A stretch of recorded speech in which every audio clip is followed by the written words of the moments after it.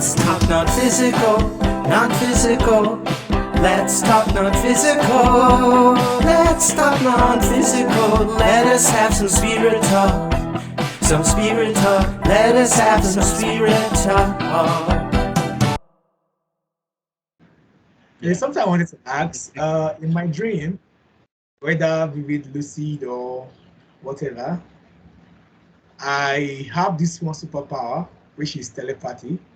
Like, I am a wonderful telepath. I think Professor X plus Jane and Magneto all combined, all those awesome telepaths in movies and books. I don't think they are up to me when it comes to telepathy in my dreams. It's like my dream signature. And whenever I do telepathy, I know I'm dreaming most of the time. And I'm dreaming because, and I'm so used to it in whatever kind of dreams, whether mundane dreams or dreams that involve fantasy and fantasy-like setting. Even though it's me just maybe sleeping or doing manual chores in my dream, I do use telepathy a lot, communicating with people in their minds, in their head, or whatever. And I hope to learn that ability in the physical world. I hope to master it. And that is why I tried as much as possible not to only associate telepathy with dreaming. In fact, I made sure not to use it as a lucid dreaming cue. Yeah, so that's when I start doing it in real life, I might not really lose myself and go mad thinking that I'm actually dreaming, whereas I'm in the physical. I can relate. I was exploring a website, I'm sorry, a Reddit about dimension jumping, where like the world doesn't look like the world that you're used to. And that means that you jump dimensions. Well, meanwhile, that's a perfectly good lucid dreaming cue, right? Because when you see something that you know isn't part of your reality, you realize, oh, I'm dreaming. But if you replace that with, oh, I must have dimension jumped, then you lose the lucid dreaming cue. You say, so that's another example where you don't want to lose a perfectly good trigger. For me, it's more complex because if I am in a dream and I'm visualizing, I say, oh, I'm in the physical. What do I do? You don't bother to realize that you're dreaming. You're just, I'm just doing my visualization. No, but for me, what works is the flying. If I can fly, of course, I know physical. That's a good because one. with the visuals, I mean, it doesn't make. I was telling Michael recently that my visuals now are even better quality than my lucid dreams. The way I channel visuals are becoming better quality than my lucid dreams. Wow. With than me, most of my lucid dreams. Yeah, I think it's good whereby, when you become better at visualization, you can do it so much that whatever you visualize becomes so real. You can actually touch it, smell it and taste it. Now, so just imagine visualizing an apple so vividly that you can actually bite on the apple and taste the apple. I think that's one of the goals of visualization. And yeah, so you're saying that your visualizations become better than a lucid dream. I think that's awesome. That's very awesome. Another good thing is that I can create my own video games, and I can always win. I can always increase the level and. So and again, I think it would be good with astral memory. Memory generally, not only astral, just memory generally. You can build some kind of library, visualize the library, and then place whatever you want or whatever I want to remember there. So it can actually help with memory. I think that's one of the use cases of being good at visualization. Yeah, I should try to build a house and keep it the same way and always go back there, right? That would be cool. Yeah. So once you get something, just go Have a to your living life. room. Yeah. So another thing that Claudia and I were talking about is that being able to do being able to do his visualization while he's awake means that his brain is fully aware. You know how like when sometimes you're in a lucid dream, you're like a little bit out of it. You know, you're not completely like 100% cognition. So being able to do these things while you're awake means that we could be a lot more powerful, you know, in our exploration. Also, we could be able to talk while we're exploring, right? So Yeah. that would be that's an interesting goal. Yeah.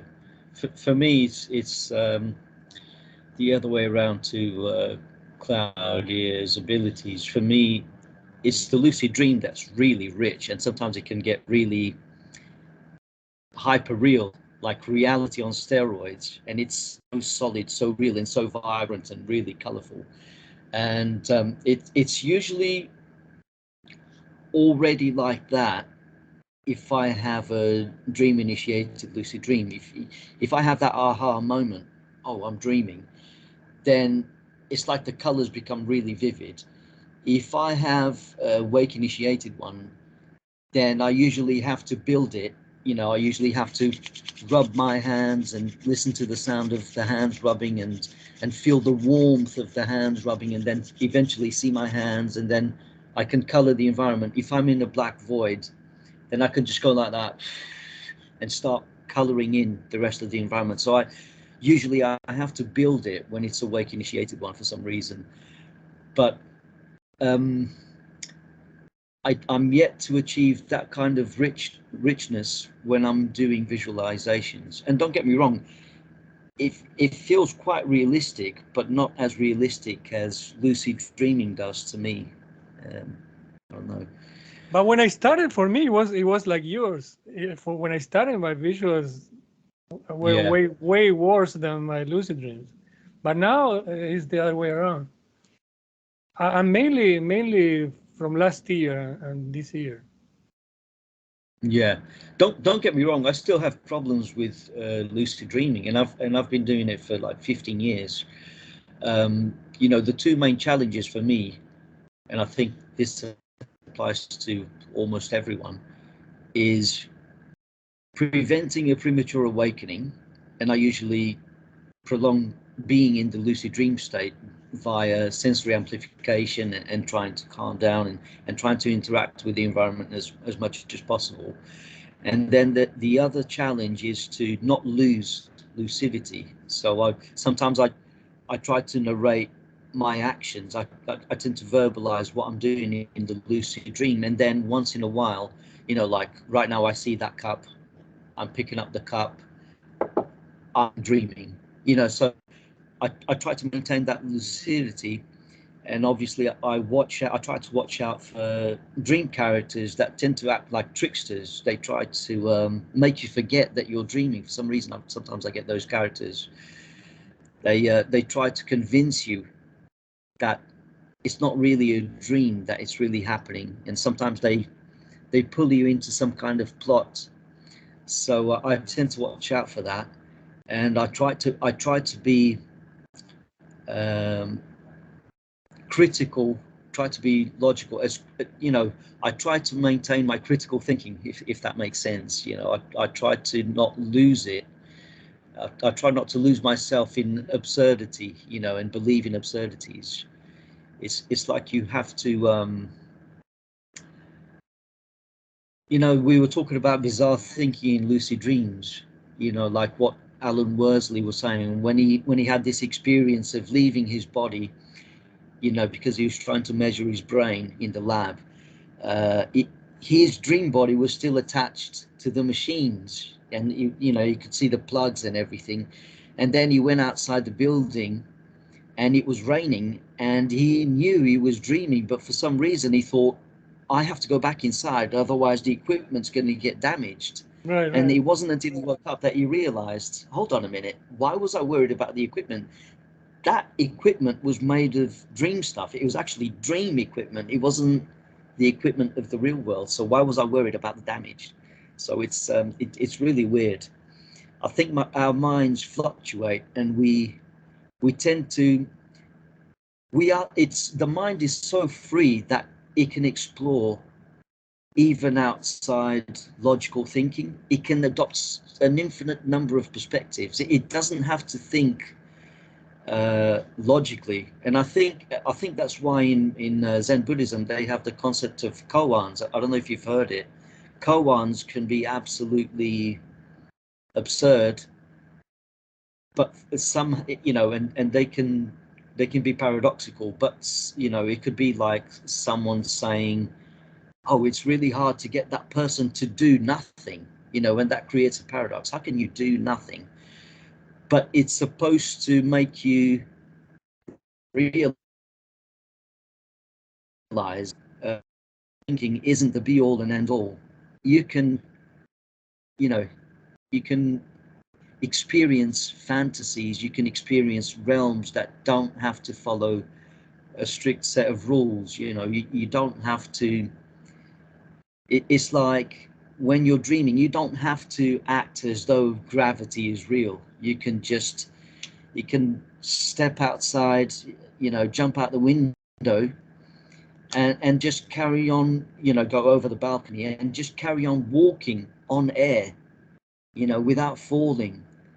Does that make sense? I have many dreams that I was showing off to other characters in the dream, and I started to levitate and float.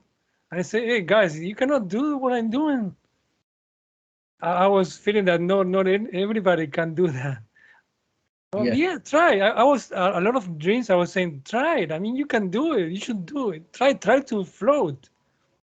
If I can do it, I was saying, if I can do it, you can do it. Did it happen to you guys? Yeah. In my own case, you know, there's this lucid dream I had where I tried to fly, and since my mind was still conditioned with this physical realm, probably due to watching a small view, I wasn't good at flying. It was as if I was learning how to fly in the lucid dream. I will, you know, go up, then after a few minutes, I'm back to the ground. They run for a while, I'm up in the air again, then after a few minutes, I'm back. So my flying was not smooth. It was like someone learning how to fly. And it was quite fun and exciting. I had a lot of fun then, you know. Before then, the other lucid dream I had before then, I didn't fly with, I was actually flying, but I felt I was being carried by the wind. So I felt I was being carried by the wind. It wasn't me doing it, it was the wind. So I think mindset also plays along with it. So if you still go on with this mindset from these limitations into a lucid dream, it might be difficult for you to do some of the awesome things that is capable there. Oh, you reminded me of something. Another thing that I've done a lot of times, I'm in a dream, right? And I see some sheet, something that I can grab, or a big towel or something like that, and I grab it for whatever reason. I don't know how I can make it like a parachute. So I go like this, and I fly with that, like a sail. And I did it a lot of times. Or sometimes a big umbrella. I have a big umbrella, and I point the umbrella in some direction. I start flying with the umbrella. See, my problem is I fly so much in my dreams that flying doesn't even trigger that I'm lucid dreaming. Like I just accept it as fact, and it's no big deal. And so it doesn't even occur to me that I'm actually dreaming. Well, but try to fly in the physical and try to remember that you cannot fly in the physical. That's right. Yeah. I keep trying to jump out of third-story building, and I keep falling in my head. No, I think somebody said that too. That try to fly in the physical. Oh, I can't. Jump. Okay, so I need to reinforce that. Yeah. But see, I kind of like the idea when I'm dreaming, when I'm flying in the dream, because then it just feels liberating. So even though I'm not aware that I'm dreaming, it's kind of like, see, it wasn't so bad. You can fly. You just have to work at it. I was going to say, also to prolong lucid dreams, when you feel yourself back in bed, the first sensations tend to be phantom. They're not actually, you're not actually back in bed. So you could actually roll over and out again, or like an out-of-body experience, or you can grab a nearby object and it turns out to be a dream object. I remember Michael Roduga having this, telling me about this lucid dream he had, and he was talking to this old bearded man, and then suddenly he felt himself back in the body, back in bed, but he could still sense the presence of the old man. So he grabbed his beard and he pulled the beard really hard, and he pulled himself out of body again, and he carried on lucid dreaming. So after doing that, I went to bed that morning, and then I saw myself spontaneously out of my body. It was very vivid, very clear. Like, that was when my faith more and belief in astral projection became, stronger, because it was surprising seeing yourself on the bed. Like, I've never had that experience before. It was mind blowing. Sometimes you stumble upon it. Sometimes you don't expect it. It just comes to you. So that's day I saw myself. I was sleeping peacefully. I was like, wow, so this is me. And my surrounding was exactly the same like it usually was. And I just went out of my apartment, flew around, explored. I didn't do anything much. I didn't plan it. I didn't try to do anything. I was just like, should I say, still in the zone within the earth. I don't like leave the earth zone. So I just like explore around my surrounding, then wheeled myself to go back to my body. Yeah, my first out of bodies was when I was 6 years old. I remember, I think I have probably around 7 by that time. But the ones I remember the most was one that I stood up and I wanted to open the door of my bedroom to get out, and I couldn't. I was trying to turn it and I couldn't. And then I turned back and I saw my body sleeping. And at that time I said, what's going on? Why I cannot open this door? How come I see myself there? And the other one I think happens like at least twice. It's like I was flying backwards towards the window and seeing the building from outside. So I seen the window of my bedroom from outside the building. I did that like a couple of times. And even recently, I have dreams where I see that the same building I was living at that time. I see it from the sky, let's say. I see the roof of the building. I still see it sometimes, the building. Yeah. Yeah. I think all of us tend to have like these experiences at an early age, really. I also remember having out-of-body experiences and lucid dreams as a kid, but I didn't know the name, what to call it, the terminology. It was just happening to me. And I do remember my first one, the first time I had the impression that I had been outside my body. It began from a false awakening, and I was in my house, and it, the environment was really vivid, and I felt like something was coming for me. So these men came through the walls, and they were completely naked and white, like albino men, but their eyes were really weird. They had these deep blue eyes, like they could see right through you, and they kept smiling at me like a malicious smirk, and they chased me around the room, and then they grabbed me, and then I tried to scream, but one of them pressed my navel, and my voice was like I couldn't scream anymore because they were pressing on my navel.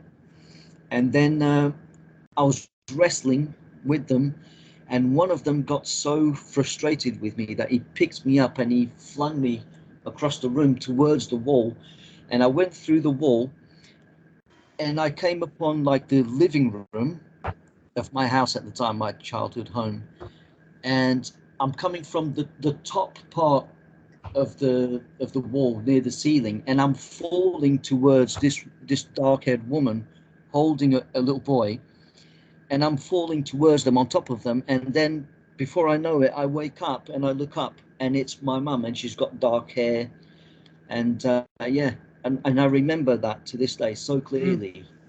It's my first instance of an out-of-body experience. First, I had the experiences, and then I found out what it was. Because when I had the experiences, I didn't even know what an astral projection was.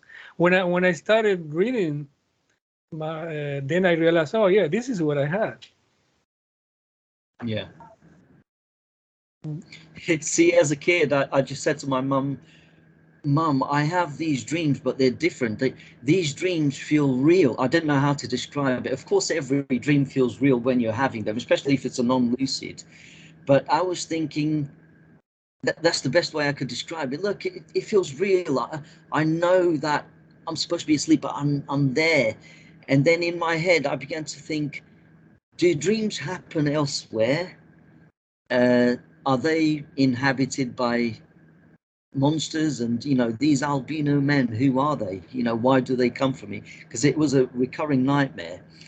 And yeah, I didn't have the vocabulary to describe these experiences. I didn't know what an out-of-body experience is, or lucid dreaming. I didn't find out until later in my late teens. But yeah, at the time, the best I could do for my mum was, Mum, these dreams are different. They feel real. That's it. That's all I could do. Yeah, you know, it's more like an alien abduction. Yeah. You know, one of the biggest mistakes of humanity is to underestimate the importance of dreams and imagination. Yes. Because when they're kids, they say, "Oh, they're imagining that." It's like not important. And dreams is just a dream. Yeah. I mean, imagine how everything could have been evolved differently if they were giving those two things the importance that they deserve. Yeah, yeah, absolutely, yeah, definitely. And today it goes as far as, especially some materialistic scientists like Daniel Dennett, they go as far as to say that consciousness itself doesn't really exist. It's an illusion. It's like it makes no sense whatsoever. Yeah, How but can you say what is having the illusion? They don't even answer that. So yeah, it's they an don't illusion. even answer that, yeah. What is having the illusion? Who is having the illusion? Yeah, yeah. And how can consciousness itself not be what it seems? It can't be an illusion. That if there's a seeming, that's the reality of consciousness. They have to explain that, and they can't. I think there's a famous saying by Max Planck, the one that named the smaller scale. They asked him about consciousness, and he said, well, I can't get behind consciousness. Nothing can get behind consciousness. It's just, he couldn't explain it. That was his explanation. Nothing can get behind consciousness. He could go to the smallest scales possible, the Planck scale, but when it came to consciousness itself, he said, well, it's you can't reduce it to anything. Can't get behind it. So, and I think there's something there, really. You can't hold it. You have to experience it firsthand.